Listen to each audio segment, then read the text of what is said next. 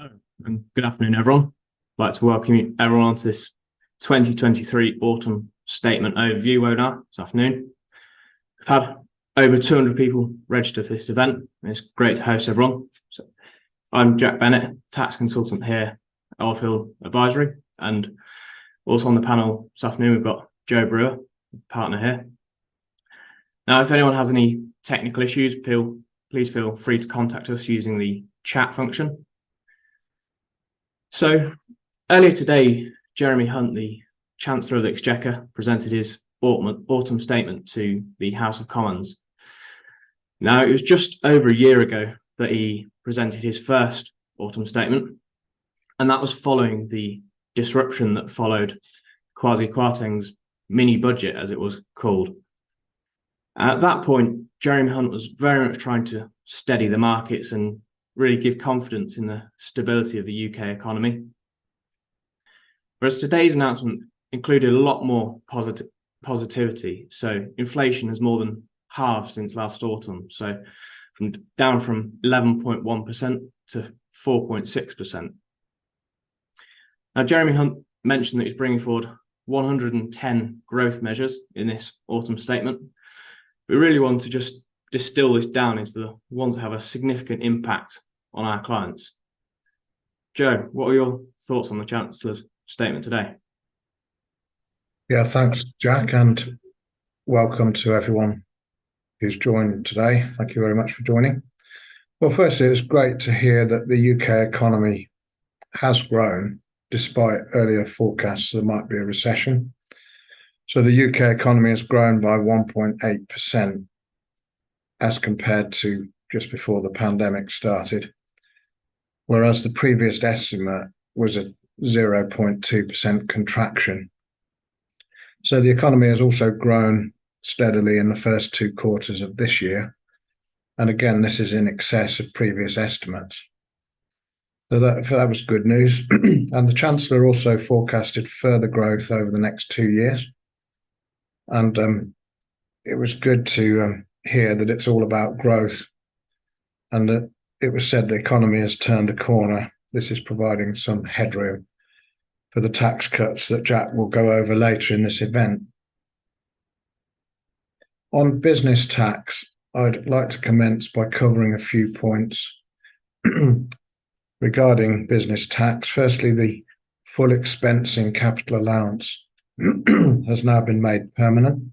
So permanent full expensing will create certainty that businesses really need to confidently invest at less cost. Just to illustrate what that means, a company can now permanently claim 100% capital allowances on qualifying plant and machinery investments. And that means for every £100,000 invested, corporation tax is cut by £25,000. So the government has also been exploring the case for expanding the scope of full expensing to include assets for leasing. That could be very beneficial for those in the hire sector if it goes ahead. There's nothing definite on that one as yet. Small business rates multiplier is frozen, so freezing the business rates multiplier for small businesses will keep business rates low for many small businesses. Realise that doesn't apply to everyone on the call. It was widely reported that we could expect the Chancellor to announce changes in inheritance tax and also stamp duty land tax. However, notably, neither were announced in this afternoon's statement. There are further reforms announced regarding both R&D, that is research and development tax credits, and also CIS, gross payment status. So that's the construction industry scheme. Some of these changes, at least, will apparently take effect from April 2024, so April next year. However, no detail has been released as yet, which is really quite surprising given the short timescales. However, we will keep everyone informed of these as they are announced. So I'll now hand back over to Jack, who will tell us of some tax cuts for the employed and self-employed. Over to you, Jack. Thanks, Joe. Yeah, so turning from the business taxes to look at more the taxes impacting the business owners and the employees personally. So the Chancellor first addressed the self-employed. So this would include any sole traders or partners in a partnership or LLP. And he initially said about deciding to abolish the Class 2 national insurance contributions for self-employed from the 6th of April 2024. So currently any self-employed sole trader or partner with profits above £12,570, they have to pay a weekly flat rate of Class 2 national insurance costs. So, and that rate was set to increase to £3.70 per week in line with inflation. Now, for the majority of self-employed, this rate has now been removed, so completely removed, whilst ensuring that they'll still retain their access to the benefits, such as state pension. So this is an effective saving of £192 per annum for every self-employed individual. And they didn't make mention in the detail as to further reforms expected to be set out next year, and particularly focused on the lower paid self-employed. Again, for the self-employed sole traders or partners, Jeremy Hunt also decided to reduce the 9% main rate of Class 4 national insurance contributions down to 8% from April 2024. So this is the rate of national insurance that self-employed pay on their profits between £50,270 and £12,570. So just over £37,000. And the 2% rate above that £50,270, that has not been changed. So it's just a reduction from the 9% down to 8% on that initial band. It's worth pointing out at this point, talking about business owners and the self-employed, that there were no changes to the dividend tax rates. So no changes there. And then turning to those that are employed, so our employees, I suppose the first thing to say is that the income tax thresholds and the rates remain completely unchanged. So there were rumours prior to the autumn statement that the Chancellor could be considering reducing the 20% tax rate down to 19%. However, this wasn't the case. It wasn't mentioned. He has, however, given a substantial reduction in the 12% main rate of employee national insurance contributions. So a decrease of 2% down to the 10%. So similarly to Class 4 national insurance contributions that we mentioned previously, this is the rate that employees will pay on income between £50,270 and £12,570. So in real terms, what that means is that every employee who earns in excess of £50,270 will save £754 per annum. So that's an additional £62 per month in their pocket. And similarly to Class 4 national insurance, there was no changes made to the 2% rate that then applies above the £50,000 band. And then the Chancellor really particularly addressed the lower income individuals with 3 further measures. So firstly, he increased the national living wage by 9.8%, up to £11.44 per hour. And that applies from the 1st of April 2024. Now, a 9.8% increase is obviously a substantial increase for these lower paid employees. And I thought it'd be just good to highlight what this actually looks like for a typical employee. So based on a 40-hour working week, the current national living wage equates to an annual salary of just under £22,000 per annum.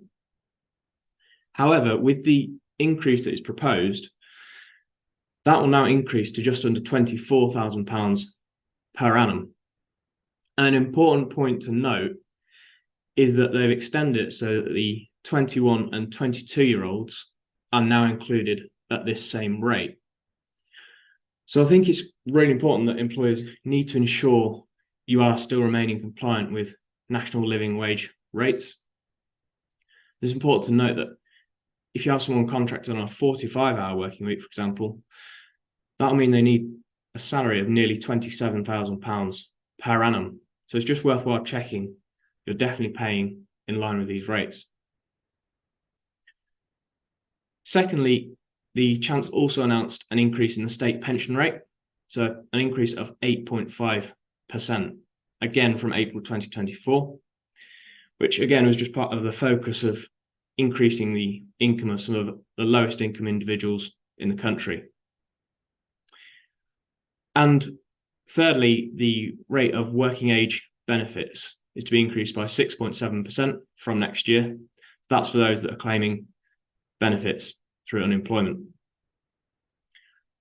Overall, I thought it was quite clear that the primary announcements in this statement were centered around reducing the tax burden for the lower paid individuals, rather than any significant changes to businesses and the business tax.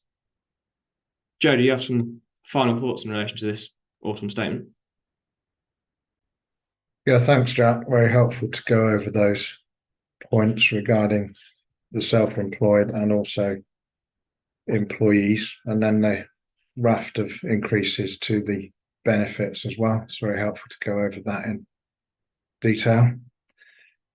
Yeah, I would say overall, it's good news on the economy, and the extension of the favourable full expensing is clearly a good move, isn't it? It means that businesses are going to be investing ongoing in capital equipment, obviously with the benefits and greater efficiencies that that brings to our businesses, giving us also the full tax deduction on anything we spend, which is really positive and good.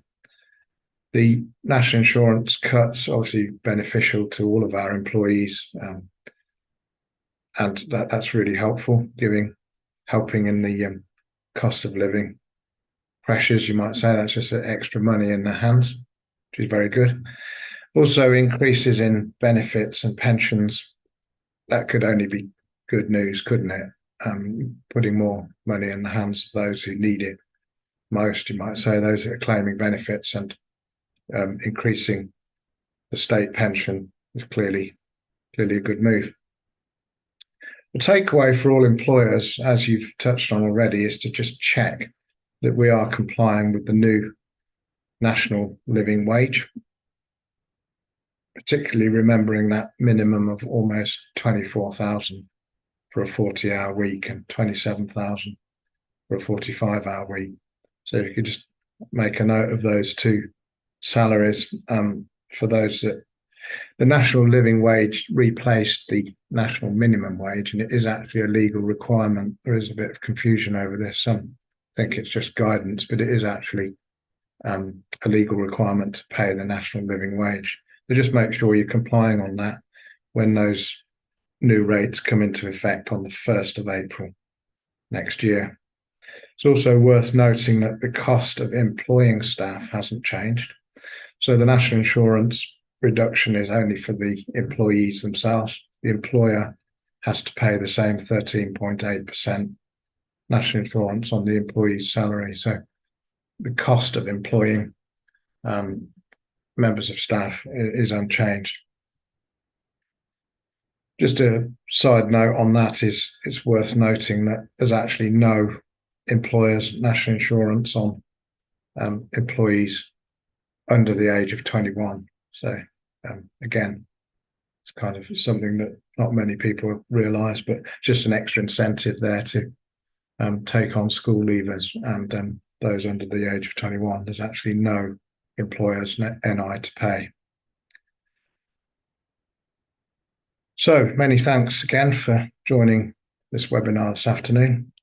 Please be free to submit a question. If you have any questions for the team, submit a question to that link that's on the screen there, the email address on the screen.